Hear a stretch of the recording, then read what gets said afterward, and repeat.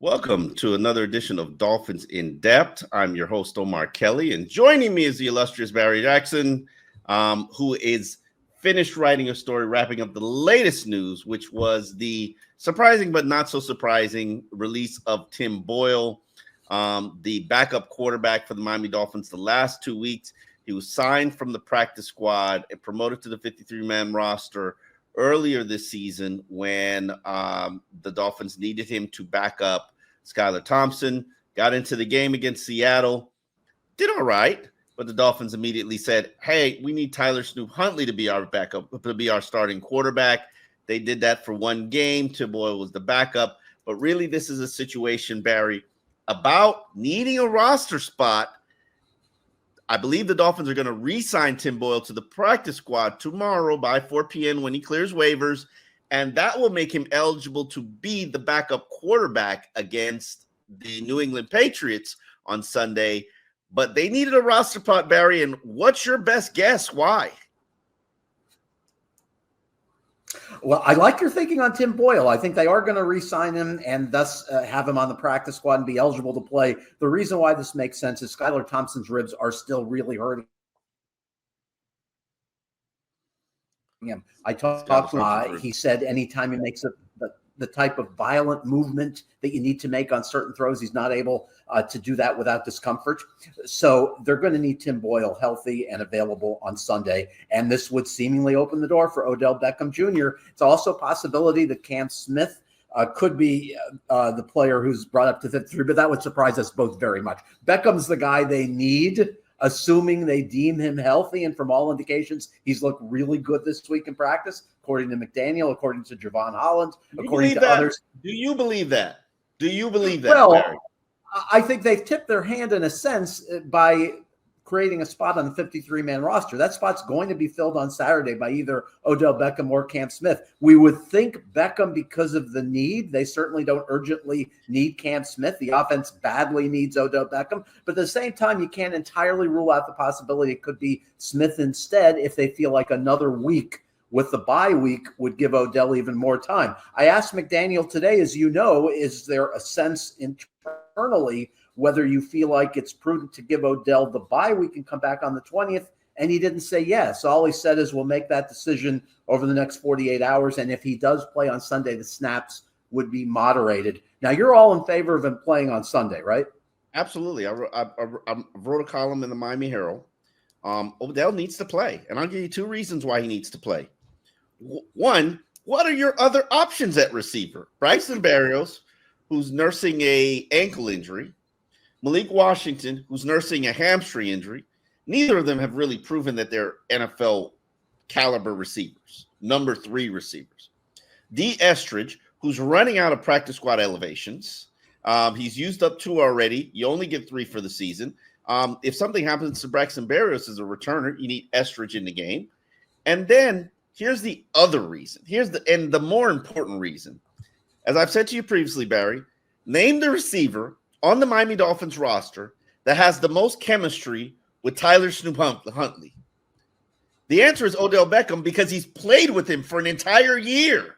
Threw him his first touchdown pass in Baltimore. He dropped that little nugget on us yesterday. Odell also told us, Omar, that he used to get food for Lamar Jackson and Tyler Huntley. And Tyler Huntley, I don't know where that came out of, why he was getting food for Tyler Huntley as a more experienced player, but I thought that was very nice of him. If you're going to feed your quarterback, what are you going to ignore the backup? I'm just saying, you never know. You never know who's going to go into the game, Barry. This team so needs a lift, Omar. They so need something to give them a spark. And Odell Beckham is the logical guy for that. And finally, you're going to have someone who can seemingly create separation as a third receiver if Tyreek and Jalen are blanketed again with cloud coverage, with 2 safeties high. This is what this offense has badly needed. We thought it might be Jonnu Smith. It hasn't been, partly because of lack of opportunities. Jonnu told us today he's not frustrated. He thinks there's a lot more in the package that they haven't gotten to yet. But Odell is what this offense desperately needs. Can Huntley get him the ball? As you said, they have chemistry, so that's encouraging. A third weapon is what they desperately need. Somebody that that the defense has to pay attention to, because you're clearly going to double Tyreek unless you find ways to get Tyreek singled up. And I've been advocating and have written this Why isn't Tyreek in the slot position? Why? Answer me that question. You're struggling to get him the ball. How about put him at slot? If the ball's in his hand, he probably can figure out what to do with it once it actually gets in his hand. I think the ideal situation for this team is to have Tyreek, especially when they're not in the two tight end package. When they have three receivers on the field, have Tyreek go to the slot. Or if you'd like, have Jalen Waddle go to the slot. He played slot his whole rookie season under Brian Flores, which was a horrible idea, but he did it.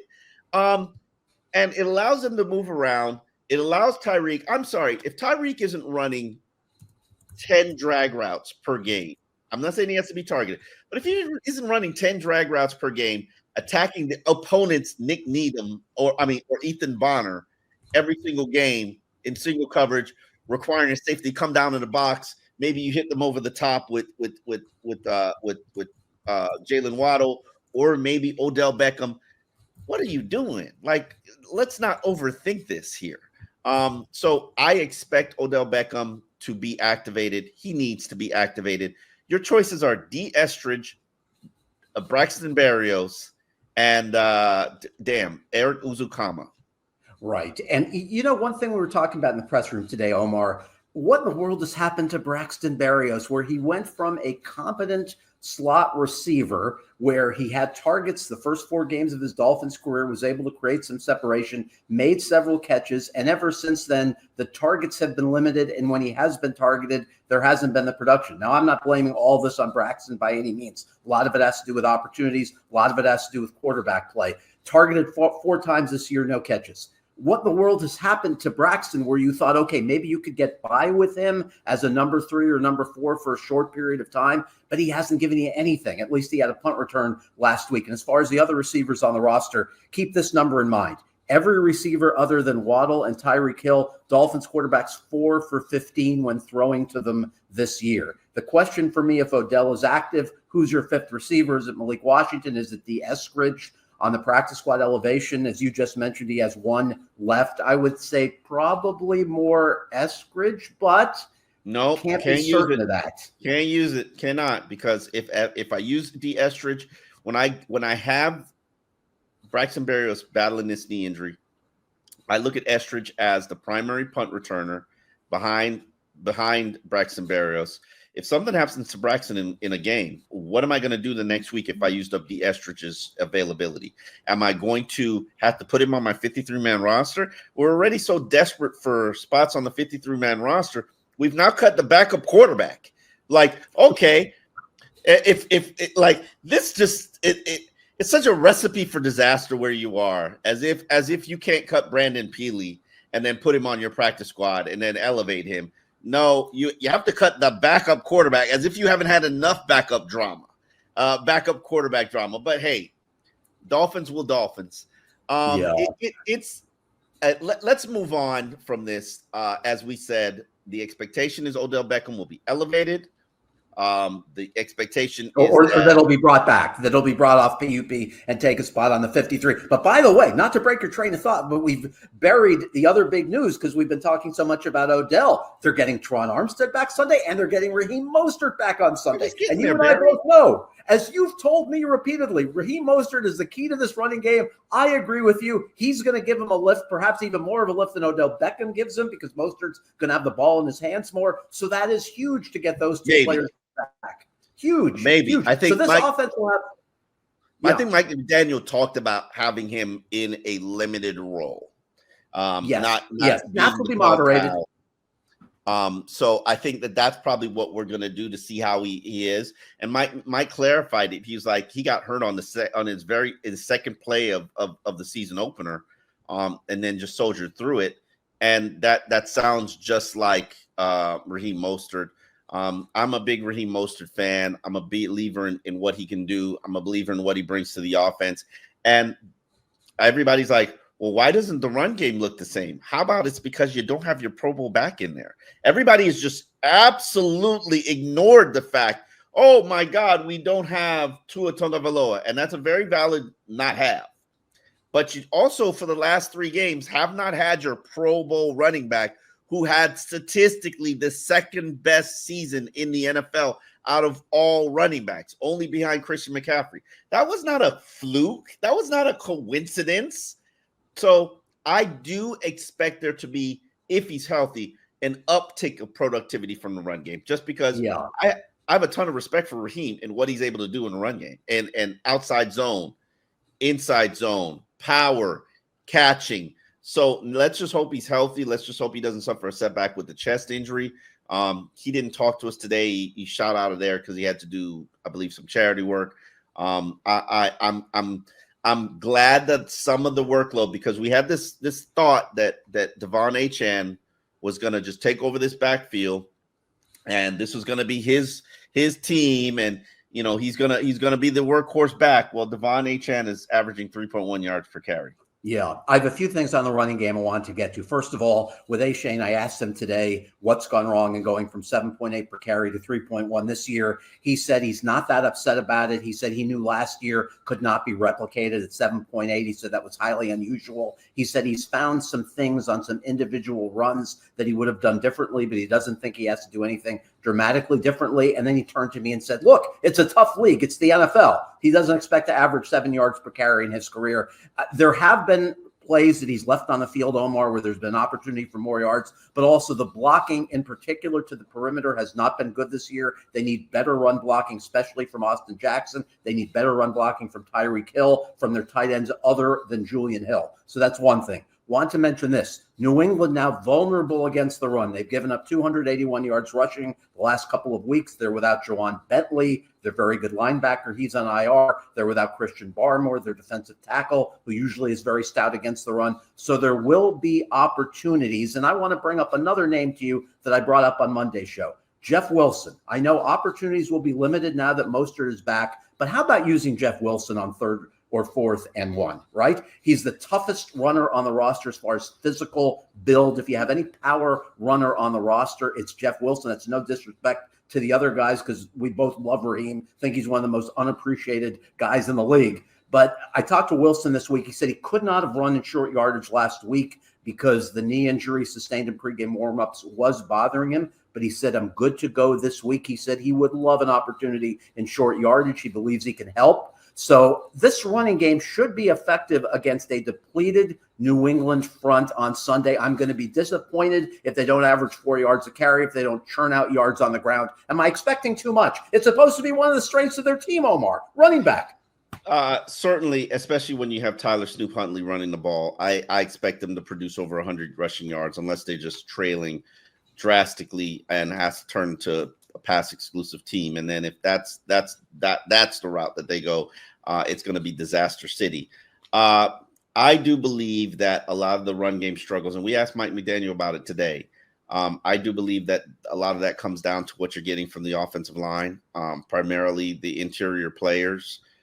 But that doesn't necessarily mean it could also be opponent related. Jacksonville has a forceful defensive line. Seattle, I thought they played some great defense against Miami. I don't necessarily know how they played the rest of the season. And then Titans, even though they didn't have their bell cow at the defensive tackle, the Titans play a physical brand of football that matches the Baltimore Ravens. That's how they are built. And as I've consistently said to everybody, when you play that style, you will give this finesse team trouble. And that's really what's happened in the past couple of matchups against the Titans. But again, getting back to my point, you got to get better play from the offensive line. And there's one thing that I've said all offseason. I said, in Butch Barry, I trust. Based on what he did last season, I believe that Butch Barry had the magic formula to get the best out of the talent that was there. And unfortunately, I'm losing a little bit of faith and confidence and hope and belief. And now, could that change when Tua comes back and the passing game is resurrected and teams can't pin things down in the run game? It possibly can. So maybe my misplaced faith and confidence in Butch Barry really should be placed on Tua, but we shall see. Maybe it should be placed on Raheem Mostert. Maybe it's just the backs that they have in there. We shall see. But yeah, I think it's a combination of a lot of things.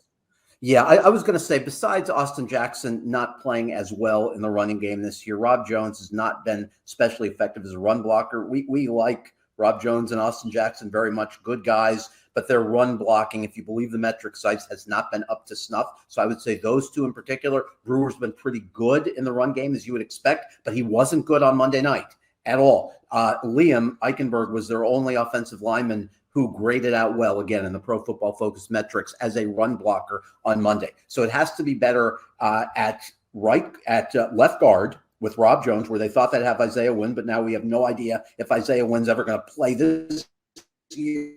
Again, who knows? They need better run blocking at right tackle with Austin Jackson. They needed better work than what they got at left tackle from Patrick Paul on Monday night. This is not to blast Paul in his first NFL start, but the run blocking was barely adequate. Pass blocking, he had some good moments. He also allowed a sack. You assume with Terron back, the run block is going to be better, but they need better blocking from their perimeter players, their skill position players on the edges. That's one of the big reasons why the run game outside zone has not been as effective this year. Tyreek Hill has not blocked particularly well. Jalen Waddle's been pretty good.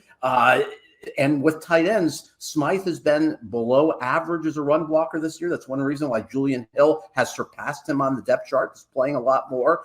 Jonnu hasn't had a lot of opportunities to run block. Now, on the offense, I want to mention to you, with Jonnu, what is your level of frustration? I'm curious because I told you Jonnu talked to three of us today, and he said he's not upset. He's not frustrated. It's early in the season. He knows opportunities will come. How perplexed are you they haven't used him more? He has 9 catches, no rushing attempts. Are you bothered by this? Does it reflect poorly on McDaniel? Are they adjusting too much to what other teams are giving them look-wise? I think it's all of the above. We have seen the package. I hate saying that because it just sounds wrong. We have seen the collection of plays available in preseason, and it was dynamic. I've seen the collection of plays. Genius. Why am I not seeing it in the games? Right. That's on coaching staff. Now, Mike said they're in the game plan, and then things happen, and we start scrambling, and you abandon it. And I'm thinking to myself, well, why do you abandon it when he's clearly your 4th best weapon now on this team behind Tyreek and Waddle and Devon Achane? Who ignores their 4th best weapon when their offense is literally doing nothing? But I think these are all things that we will learn. You know, there's some probably truth somewhere in the middle. Maybe Jonnu's not practicing well. Maybe, and I know he's not on the injury report, but he's been battling an injury since OTAs, and I don't know if it's going up or down. You know, people have to know there's a way to skirt being on the injury report. Don't go to treatment. Right. That doesn't necessarily mean that you're healed and fine, but you know, give you a perfect example of this. Tyreek Hill had a personal limited because of a personal day. I wrote a column that I stand on, which is it's time for all the uckery with Tyreek to stop. But the point I'm making is sometimes we know Tyreek is injured. He'll never be on the injury report. Tell me when Tyreek is on the injury report. So how does Tyreek skirt that? You know, and they call it Ferrari maintenance. You know, you skirt that by having your own medical team address your medical issues and not be in the medical training room for the Dolphins. And it's not illegal to do that. So it's very, to me, I don't understand why Jonnu is not more of a factor. I would have to correlate it to not getting it done in the practice performances, because the one thing this coaching staff has shown is that if you practice well, you will be elevated in play, which is the reason why Tanner Connor started the Seahawks game. Like, he had a good week of practice, he got opportunity. So Jonnu, you want to get the collection of plays dusted off. How about you actually go out there and practice well and then showcase yourself to the point where the coaches script the first 20 with 5 plays for you? Exactly. And this passing game has to give you more. Obviously, on Sunday, Huntley with 96 yards throwing, obviously in his debut, he should feel more comfortable. More plays should be available to him on Sunday. Keep in mind, New England 28th against the pass Two of their key players, Kyle Duggar and Jabril Peppers, are among about 20 Patriots who are questionable for this game with injuries. Their pass rush isn't what it used to be. Matthew Judon, obviously, is no longer there. He's now an Atlanta Falcon. Watch out for Keon White, a former second-round pick who has 4 sacks. But generally, their pass rush isn't great this year, not as good as it's been in past years. And their secondary is not as good as it has been in past years. It's beaten up. So there will be opportunities to make plays on Sunday. Tyler Huntley has to give you, obviously, a better game. Not that he was awful in his debut, but you can't win NFL games with 96 yards passing unless you have a productive power running game that averages 4.5 yards per carry. And the Dolphins have shown no indication that they're capable of that this year, which to me is the biggest shock of the season. To average 5.0 per carry last year and this year to be among bottom 7 in the league in rushing. I know not having Mostert's a big key, but both of those things have to change. You see how teams pile up points. You saw Tampa and Atlanta last night. There is no excuse for this offensive malaise to continue. It's been, even without Tua, it's been puzzling to see how inept they have been offensively. But you know what? I think McDaniel's going to come up with something creative on Sunday. I think they're going to be better. I don't know if they're going to win, but he knows. I'm sure Mike is a little embarrassed by this because he knows he's considered an offensive genius. Exactly. And his offense simply has not done anything that you would even consider adequate this season. It's been below adequate. He has mentioned on more than one occasion that he's never experienced this in his life. And the question is, what can you do to get out of it? And we've talked all week about this, and it's just everybody taking personal accountability, everybody doing a little bit more, everybody studying a little bit harder. Now, light week of practice. Practice ended early today.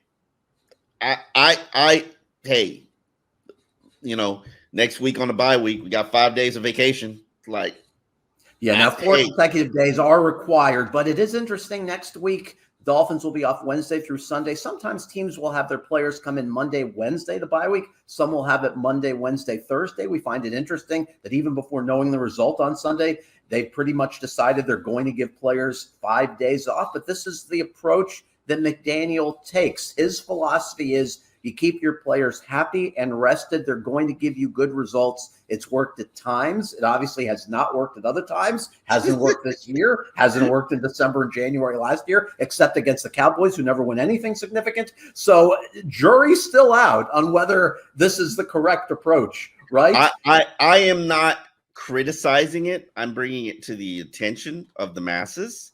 I don't know if it's right or wrong. I do believe in player empowerment. But at some point, you got to wonder if what you're doing isn't working. It's time to switch it up. And they have changed up things. They've gone to a padded practice on Wednesday as opposed to Thursday. They are doing things. The question is, what will work? And realistically, Barry, and let's just be completely honest with the people. If you cannot beat a Tennessee Titan team with a backup quarterback on the field and their star defensive player in Jeffrey Simmons not on the field, you're not a very good team. And you brought us something that I did find a little bit puzzling. You're surprised and disappointed at the offensive output. Name me the team that's executing with their number 3 quarterback. It's a guy who's been here for all of total by the time we kick off 18 days, 9 practices, and no shade to Tyler Huntley and Jonnu Smith talked about it, but it's a lot to learn, especially when even Odell Beckham talked about it. This is Odell Beckham's been in the league for 10 years. This is one of the more complicated offenses in the NFL. Now, my solution and strategy is, hey, if you're having issues with pre-snap stuff, having issues with all the motions, dumb it down. Cut the motions out. Motions are supposed to help you identify what defenses are doing. Well, if you aren't getting what you need from it, maybe you need to cut it out. Frank Smith was asked yesterday. Can you dumb down the offense? And he gave kind of a word salad. I'm not sure what he said. Basically, he said, we'll pick the plays that are going to work, but I'm not sure if they view dumbing down the offense as a solution. But it has to be to an extent because you cannot expect a player who's been here this little time to fully grasp an offense. It's not only one of the most complex in the league, as Odell said, as you noted yesterday, but also very verbose, wordy play calls. Everyone, even in the building, will say that. I'm cautiously optimistic about Sunday. And you know me, I've been Mr. Pessimism this year. But I will say this. This is a chance to salvage this season. If you get a boost from Mostert, if you get a boost from Odell, if you win 2 winnable games at New England, at Indy, against subpar quarterbacks, then you're 3-3 with the possibility of Tua coming back October 27th against Arizona or possibly November 4th. And then your season can be relevant. You can at least compete for a wild card. But if you're 1-5 when Tua comes back, I don't think anyone can have any expectations of accomplishing anything this year because the second half of the season schedule is too difficult to climb out of a hole that big. Want to add a couple things defensively. They get Kendall Fuller back, which is big. They get David Long back, which is very, very big. Are you happy where they stand defensively, or is the run defense still irking you? They're the 6th ranked defense. They're number 1 on third downs. They just suck when it comes to red zone. If you tighten up on the red zone, I think I will have no issues with you, except for the fact that, a lot of times the teams are having success running the ball in the red zone. Now, what do you do with that? How do you fix it? I don't see any nose tackles out there. You're looking for work. Any quality nose tackles out there looking for work. I do have concerns about the loss of Jalen Phillips. And here is at the forefront of my concern. And this is going to impact you from a defensive standpoint. As talented as Chop Robinson is as a explosive edge rusher, which would make him an ideal player for the third downs, can he set the edge? Or are you going to put him on first and second down? And if I'm the New England Patriots and I'm Jacoby Brissett, their starting quarterback, I see Chop Robinson on the field, I'm calling an audible and I'm running at him. And I'm going to do it until he proves that he can stop it. Now, the question is, has he drastically improved to the point where he's not going to be a liability in the run game? And if that's the case, then I got to play Quentin Bell.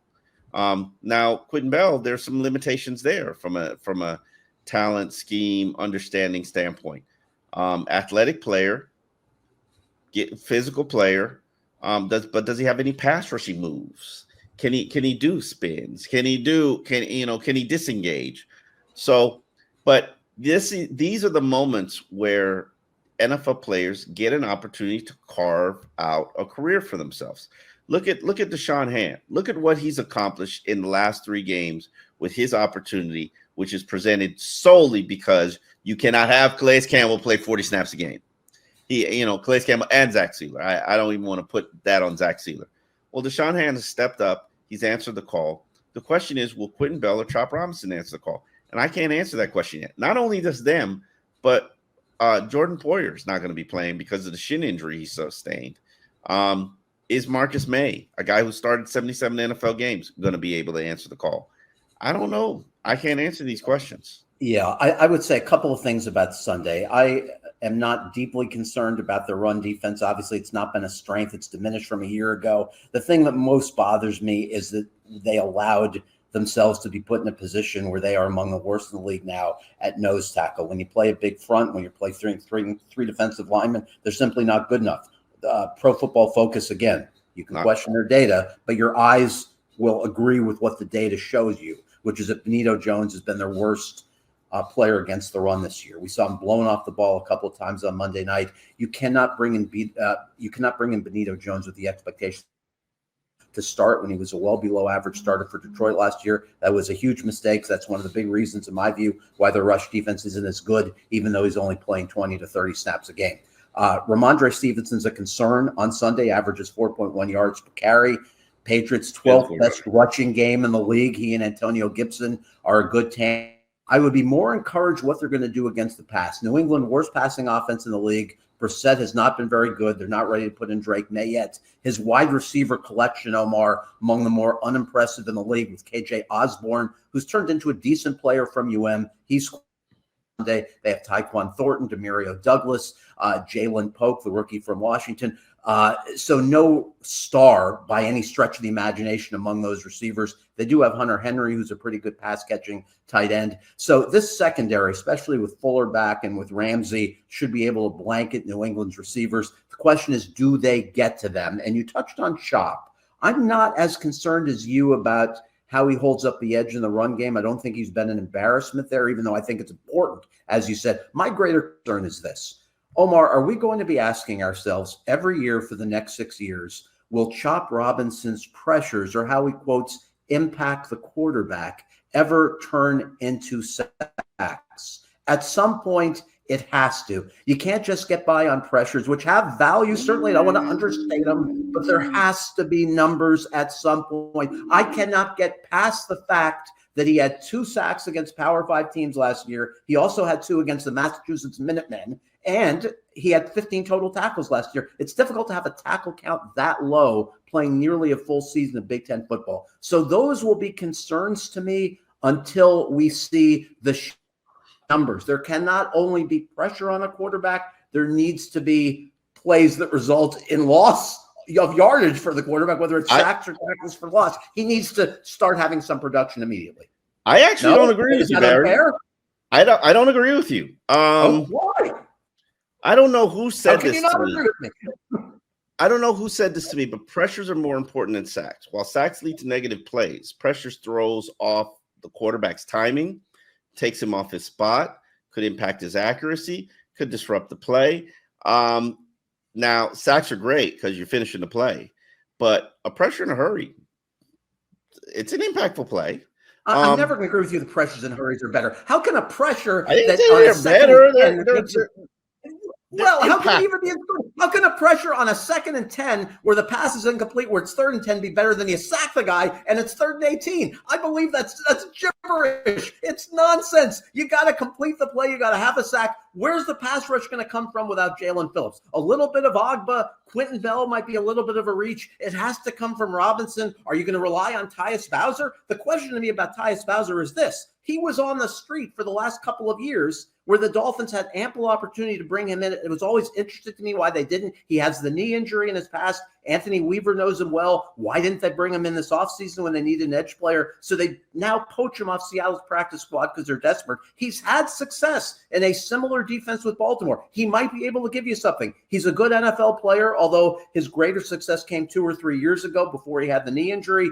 But you might be looking at him potentially playing ahead of Kamara in the next couple of weeks. I just worry about the pass rush because you've gone from that being a strength and one of the league's top 3rd teams in pass rush to now them probably being one of the league's bottom 5 to 10 teams in pass rush without Phillips and without Chubb. And Chubb conceivably could be weeks away. He's not ready to practice yet, right? No, definitely. That's something that we will continue to watch, but Chubb is not ready to practice yet. Neither is Cameron Good, but maybe they can be eligible after the bye. I think, you can't bring everybody back in 1 week. Now, obviously, I think that these are 2 comparable teams. I don't even know who's favored to win this game by the Vegas odds makers, but to me, it's going to come down to quarterback play. And do you trust Jacoby Brissett over Tyler Snoop Huntley? So I'm going to give the Patriots the edge. They're at home. They've got the superior quarterback. Obviously, no talent on their offense except for a very physical running back. But I would hope that the Dolphins can be able to pull it off. But I'm sorry, I'm not going to be optimistic. A 21-17 victory for the New England Patriots, and panic commences here in South Florida. Yeah. 1-4 would be a disaster. I'm queasy about it. I'm thinking it can't keep spiraling out of control for the Dolphins. I'm thinking they somehow find a way to stop the proverbial bleeding. Odell makes a big play. Mostert makes a big run. Jalen Wright does something. I'm thinking it has to stop somewhere. Their luck has been horrendous. Hopefully this is the week, because if you're at 1-4 and then potentially 1-5, the rest of the season becomes deeply uninteresting. Definitely. Well, Barry, you got a score prediction for me? 17-13. Just okay. Because at 17-13 Miami, because the Patriots offense stinks. Definitely. And I know the Dolphins isn't much better, but I'm thinking something good will finally happen to this team Sunday. Is Sunday the week? We can only hope.